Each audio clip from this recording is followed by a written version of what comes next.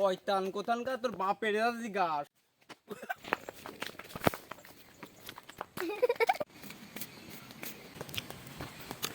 আসসালামু আলাইকুম চাচা। ওয়ালাইকুম সালাম। কি বাপু, বয়স তো তোমার কম হলো না, কোনোদিন সালাম দিলে না, হঠাৎ করে সালাম, কোনো ব্যাপার স্যাপার আছে নাকি? না চাচা, কোনো ব্যাপার নাই। তবে কি শুক্রবার ছিল, জিলাপি দেওয়ার সময় তুমি বুঝি পাওনি? সমস্যা করো না, সামনের দিন তোমায় জিলাপি ধরে দেবানি।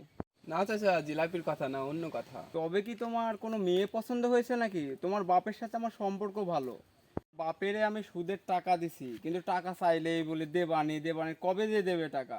যাই হোক, বিয়ে করে তুমি যৌতুকের টাকা নিয়ে ওই সুদের টাকাটা আমার শোধ করো। আরে না চাচা, বিয়ের কথা না। তোমার কথা আবার ঠেকছে বাপু, আমার আবার বিয়ের বয়সে আবার মেয়ে আছে তো।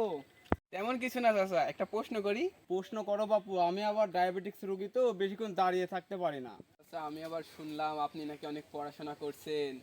হ বাপু, 1995 সালে 5 পাস, এখন তোমার MA পাশের সমান। একটা কথা জানা ছিল আমার। বলো তাড়াতাড়ি। আচ্ছা বলেন তো দেখি, ছোট হাতের এ আগে এসেছে না বড় হাতের এ আগে এসেছে? শয়তান কোথানকার তোর বাপের জিগাস।